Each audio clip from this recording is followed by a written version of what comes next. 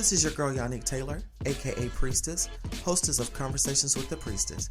Here's a preview of what you may hear on Conversations with the Priestess. We weren't meant for monogamy, let's be honest. Like, we have needs, let's be real. And communicating that, what you want, what you don't want, what sets up. Now, this drink is brown because I learned something. Since I'm older, I can't do brown liquor anymore. Also, I noticed since I started on hormone replacement therapy, HRT, in 2015, me and certain liquors don't match well. I don't know whether... And I recognize that a lot of men love to be dominated by women. And that's because men are seen as these leaders, as this big alpha male dominant being. And because they're put on this pedestal of being leaders, sometimes they want to be submissive. Back when I cosplayed a Butch Queen in South Carolina around 2011, I was on Craigslist. This is when Craigslist was bumping and before they had gotten rid of the personal section. I hope you enjoyed that preview. Join me on Wednesdays at 9 p.m. for Priestess After Dark. Full video versions of the podcast can be found on patreon.com/CWT Priestess, and join me on Fridays at noon for our regular Friday post. Live, love, and be free. Smooches. Available on Spotify, Apple Podcasts, YouTube, anywhere you download and stream podcasts. 4 Pillar Sports, a podcast for sports fans, made by sports fans. Join Chris and Randy every week as they dive deep into football, basketball, baseball, and professional wrestling. Catch 4 Pillar Sports on all major platforms. And remember, keep on talking sports.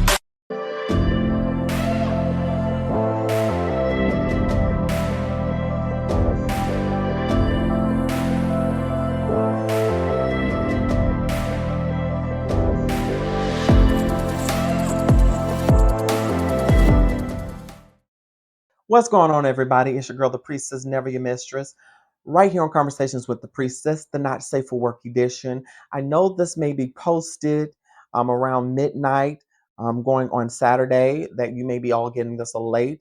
I did record this episode on Friday night.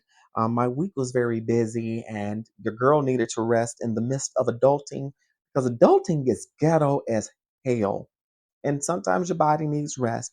A wise person once said, it is okay to rest. And they rested on the 7th day. And that was Mother Earth, because she said, girl, I got to rest sometime, okay? And it doesn't help that it's currently raining here in the DMV.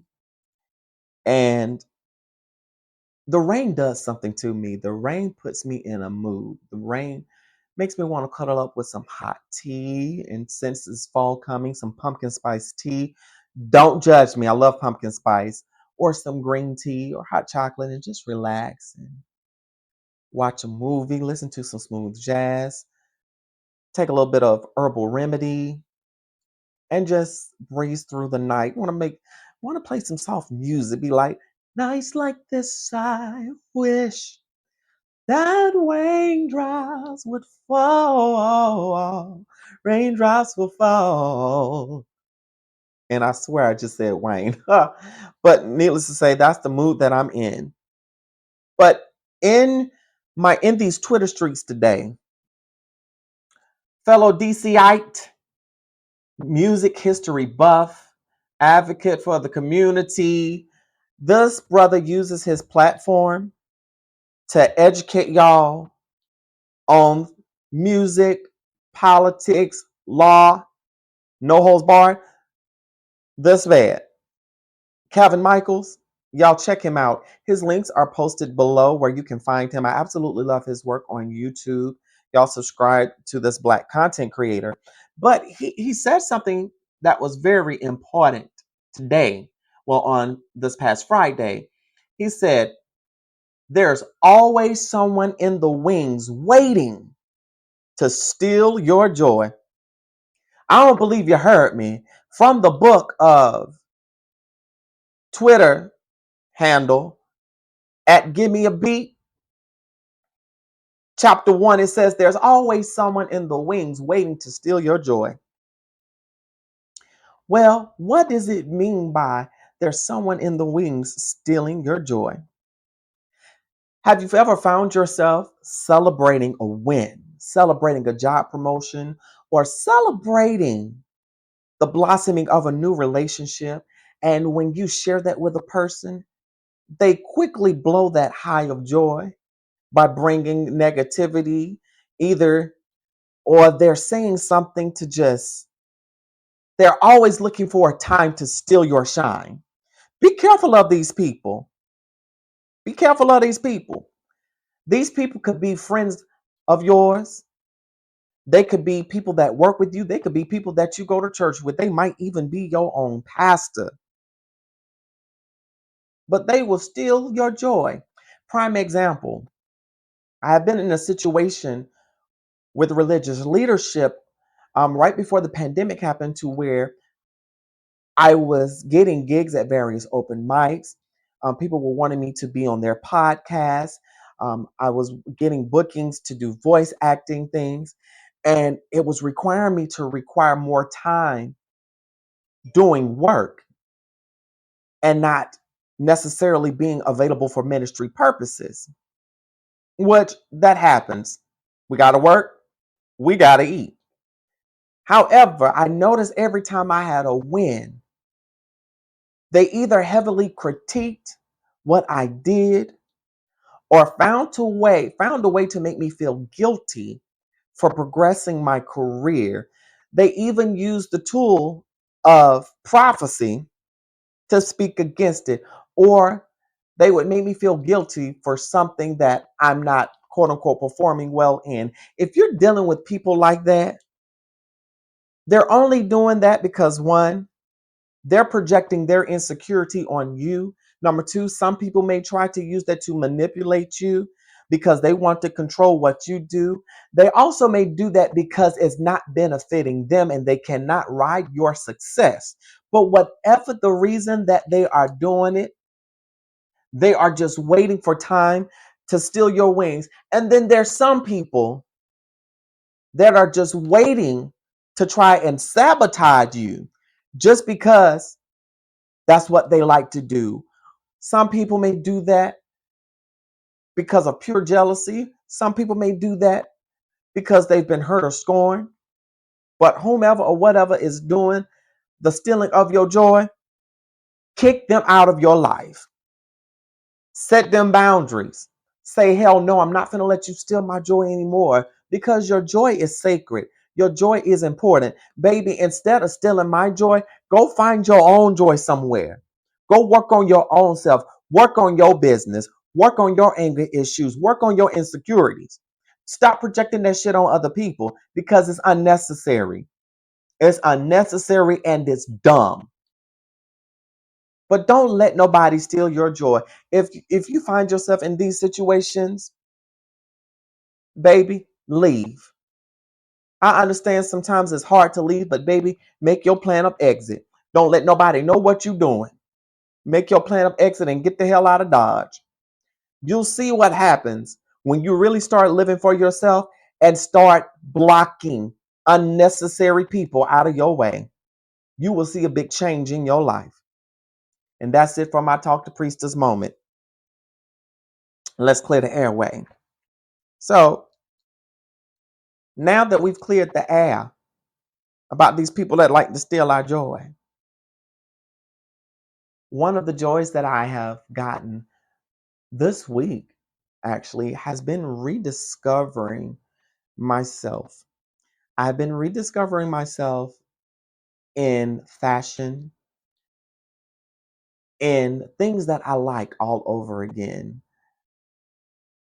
Because sometimes with life and when we're in various circles of people, especially for a lot of us who are deconstructing from religion, we lost ourselves in people that were around us and we lost ourselves to spiritual circles. And when you're healing, you are reconnecting with who you are as a person. And I've been reconnecting with myself sexually as well. I have discovered that I absolutely love being submissive. And that's a part of me that I used to be scared of. I used to be scared of my own sexuality. And what had me scared of my sexuality was religion. Religion had me so scared of my own sexuality because we were taught about Sodom and Gomorrah and how allegedly they were performing oral sex on people and having anal sex, and it was considered homosexual, and they claimed God condemned it for homosexuality. When you look, that one where God destroyed that city, go research it for yourself. I'm not going to do Bible study. But also, um, me being a queer child, doing what was termed gay acts, that was demonized as well. And even ideas concerning sex outside of marriage, fornication, adultery, all of that shame. And it really didn't help that I couldn't get answers as to why was this so against God. We was just told God hates it, it's unnatural, it's wrong. But I'm like, you got to give me something better than that. How is the sexual act harming people? And of course, religious people who deny science will often say, because you had sex in the wrong way, that's why you have STIs, STDs out there, which is so stupid. It's so much to explain, but I'm not going to get into detail. But that made me scared of my own sexuality. Um, However, I always found space to embrace my sexuality regardless because I knew my relationship with the divine. And one of those ways that I've been reconnecting with myself is really enjoying my self time, my me time. And I'm not going to lie, self pleasure and self love is one of the funnest things to do in that sexual awakening. Oh my gosh, because you discover, even in your imagination, um, of what you have as your fantasies, per se. Now, I'm going to take a quick break and I'm going to talk about that. Yeah, I'm going to talk about the time to where I fasted from masturbation and ish for 3 hours. So, yeah, I'm going to talk about that. We're going to take a quick break. For Pillar Sports, a podcast for sports fans, made by sports fans. Join Chris and Randy every week as they dive deep into football, basketball, baseball, and professional wrestling. Catch For Pillar Sports on all major platforms. And remember, keep on talking sports.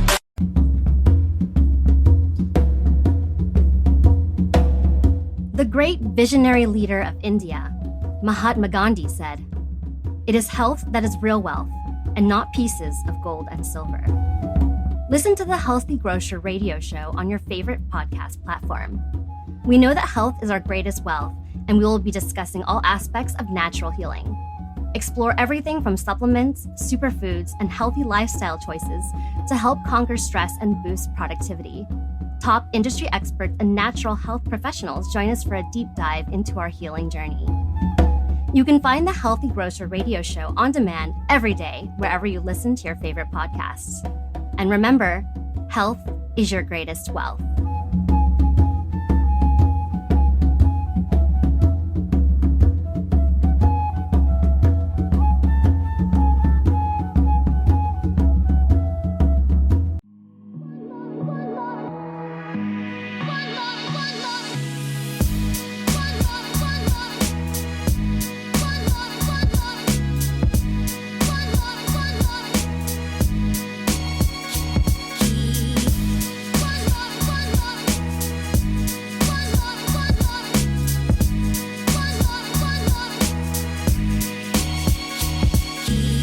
And we're back. Now, I talked about self discovery with my sexuality and edging. I used to be scared because of religious reasons. But I also feared judgment from community and from other Black people until I found out that some of my closest friends are some of the kinkiest ass motherfuckers I ever want to meet. And I love it. I love it. And I've also been again using FetLife to connect with other people. But one of the areas of my kink and my sexual prowess that I've been exploring more is the submissive, bratty side of me. The bratty side is the one that loves to push their dumb's buttons, that loves to go against the grain. However, how it works, let's say for me, I work in customer service and I'm always giving directions to people and directing this and directing that. And also, I'm also a content creator, so I have to stay in control of my schedule. I have to make sure I'm on task. And sometimes I just want to let go and just let have. And I'm what you call a switch or versatile. I like being dominant, but I also like being submissive. And a for me as a brat, I'm going to give you the technical definition. A brat is a consensual role the submissive takes on because they enjoy being a little bit of an asshole to their dominant partner. Also stylized as dame. So for basically me, I like being a little diva with my partner. And I playfully get on my dom's nerves. And for me, how I do that is I like talking shit. And my mate be like, stop talking shit because you know what's gonna happen if you keep talking shit to me. And some ways that people do like let's say they do it with house chores. They'll be a little playful, be like, don't leave your socks on the floor because if you leave your socks on the floor, you're gonna get in trouble. I'm gonna spank you. And you always tell the brat what the punishment is. Like for me, I like being spanked. I like being spanked, and I find it fucking fun to be spanked. And I also, um, I like for my dom to control me with one of my remote control sex toys. Reason being is it's just the excitement I get by my partner being in control and just pressing a button while I'm sitting here trying to clean or watch TV in peace, or even while I'm trying to just relax and enjoy my blunt. I like that. And I like when they talk to me, oh, that's for all that shit you was talking earlier, or that's for leaving your sock on the floor. Stuff like that. That whole being straight up disobedient, being disrespectful as hell. But for me, mine is basically I like talking shit to my partner or being just flat out rude. But of course, I know how far to take it. And that's one thing about my being a brat and having a dom that's loving this. It's setting those boundaries, setting what I don't like, what is a trigger for me. Because also when you're doing BDSM or kink play, you or role play, you have to be cognizant of your mental health. If you're not in a good place mentally, you might not want to engage in this type of play because you want to make sure that that you're mentally sound. Because sometimes there could be certain triggers for you, and you have to make sure that your play partner is aware of those triggers. Also, if you have certain fears, for me, I don't like to be touched in a certain way in a certain area. And I have to tell people that especially if it's certain areas that may be a source of trauma for me due to certain instances that have happened in life, I make that person aware of that I'm uncomfortable with that because of this reason. Always give your boundaries. And again, it's consensual. It's not like you're talking shit to this person and they're being abusive. No. Because if you want your mate to choke you, tell them how to choke you. Don't For those who are experienced, you know how to do that. If you don't know how to choke someone during play, don't do it at all. But you don't, just wrap your hand around the neck. No, you do it from the sides to where it's safe, to where you're not actually cutting off their wind, just applying light pressure. But you don't want to injure anybody. You don't want to injure anybody doing that, but make sure that it's consensual and pay attention to when that person is uncomfortable, because you don't want to end up catching a case because y'all decided to get kinky. This is something that I've been really exploring, and I can't wait to play on this weekend with my partner because I have some things in mind that I do want to do and try. I also am getting into the Fae Plague. Like, my inner goth girl is starting to come out, and I actually want to do a goth role play where I am this princess, and my partner is this demon or this quote unquote shapeshifter that's trying to get my goodies. And I really want to play into that. That's where I've been really exploring myself, because again, I used to be scared to do this, but also I was scared people was going to look at me as crazy, because when you start talking about kink, fetishes, and BDSM, people that are unlearned or uneducated about it will tend to think we have issues going on and we're acting out some sick fantasy because mommy and daddy didn't love us. Sometimes mental health plays a part in that, but I'm going to bring some experts on here in coming episodes to really talk about that as well. We talked about this in a FET group that I'm in, and want to talk to some of the individuals there that would love to be a part of this. So, but if y'all want to find me on FET Life, y'all know where y'all can find me. Okay, y'all know where y'all can find your girl. You know where you can find your girl. And so, while I'm in this sexual exploration, I also am reminded of the time. I think this was about 20. I want to say it was around about 2012, 2013. I can't remember, but all I know is I was living in South Carolina at the time. And at this time, I was pastoring. And of course, I had long broken the stigma about masturbation being a sin, masturbation being a problem, because I could not find any reasonable evidence as to why masturbation was the issue. And of course, people love to use the scripture of Onan, where he was supposed to impregnate um, his sister in law, but because he ejaculated on the ground, the divine, well, God, the Christian God, struck him dead because he ejaculated on the ground. And sometimes that is the scripture used for masturbation, because, of course, it's not being fruitful and multiplying, when in reality, sex is supposed to be pleasurable as well as for reproductive purposes. Like, come on.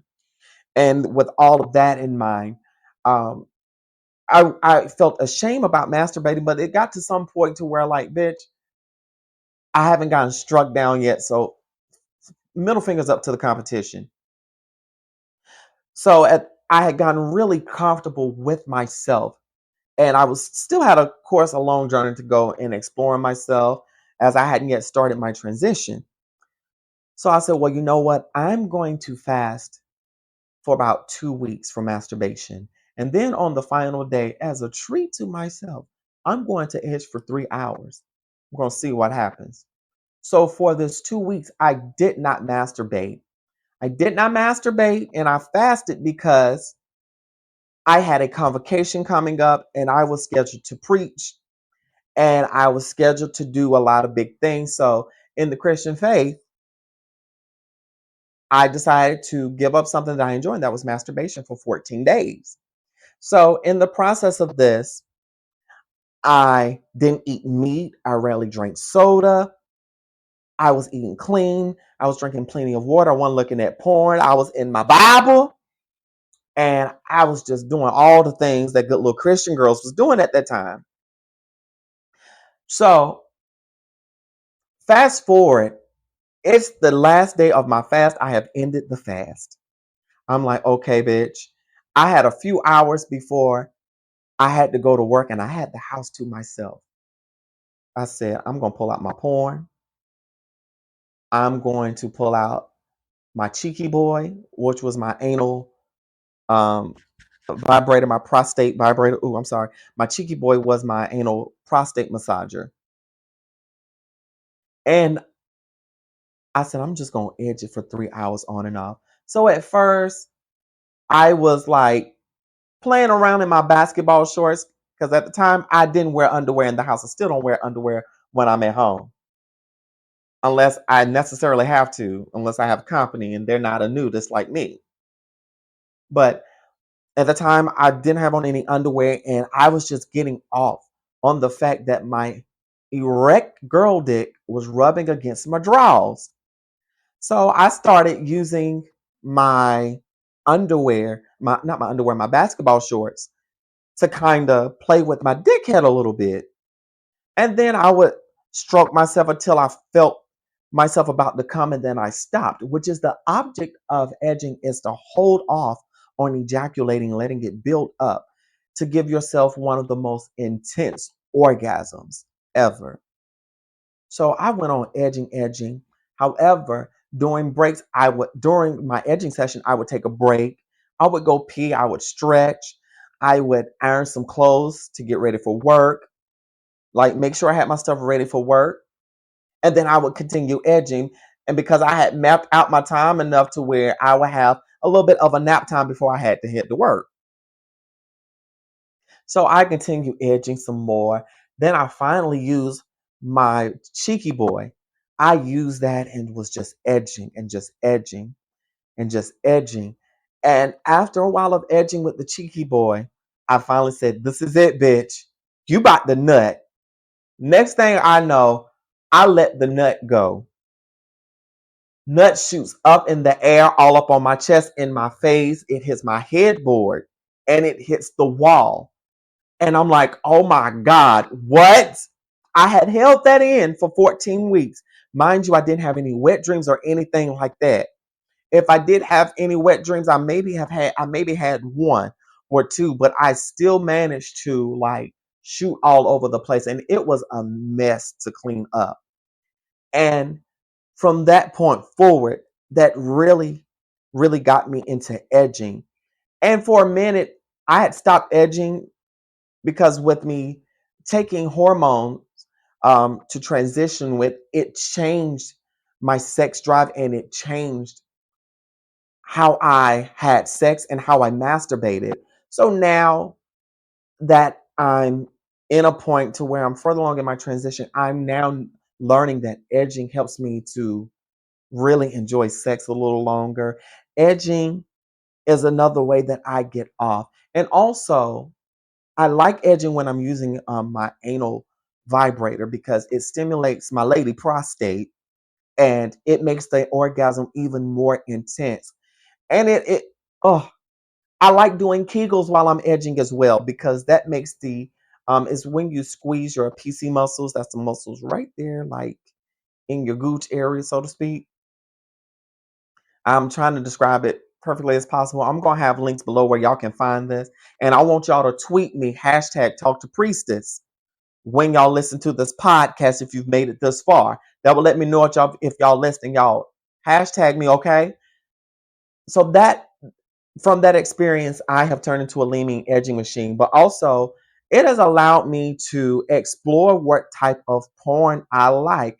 And I love the compilations. I've said this before, but I also like foot play scenes, like scenes where they're showing off their souls while they're playing. That is something that gets me off, and I absolutely love it. And so right now, I'm doing an edging journal on my adult channel. And if y'all want that, my links are below in the show notes. But I'm really enjoying getting back to me. So that's where I've been in my sexual journey, just really edging it out. Like, oh my gosh, it's so fucking good to edge. Like, do it sometimes. Do it. Like, and I want to hear your edging stories. If you feel comfortable, you can be anonymous. You can use a fake name, but I want y'all to write into me about one of your most pleasurable edging experiences. With that, I bid you adieu. Live, love, and be free. Smooches.